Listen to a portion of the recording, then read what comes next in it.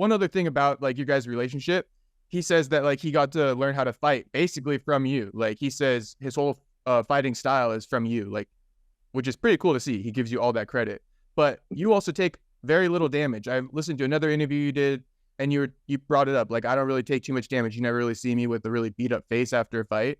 And of course, Strickland is notorious. Like, he never takes damage. So what's the secret for you guys? Like what is this thing? Like, it must be your secret. No, it's just, just, well, I mean, obviously evading fucking punches, right? But I think it's just when you bring the fight to somebody, they're either gonna jump in the fire with you, or it's gonna be, how that sound. I was thinking in my head like that sounds so fucking corny. I was like, they're gonna either have to jump in the fire or get out of the fire. But I think it's just one of those things where River.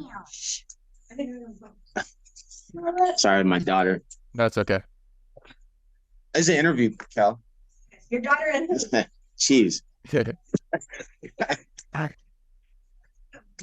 River, outside. Okay, go ahead. Here. Sorry, man. No, that's good. No, but I think it's just when you really bring it to a guy, if they're not sparring or training like that, with that high intensity, and you keep that, not so much high intensity, you keep that same level. You know what I mean? I think a lot of guys do this. Like, they bring it up and then they slow it down, and then they bring it up and slow it down. And throughout the fight, that's how they kind of maintain their gas tank, right? But you can just, it's always here. You know what I mean? I don't think you have to go here, here, here, and do all this. As long as you're here, these guys are trying to keep it up with you. And then once they start dropping, it just gets worse and worse and worse, And I think that's with Sean, that's, that people might talk shit and be like, oh, his form and how the fuck he stands straight up and all the other shit that they say. It's like, but his pace is a steady pace.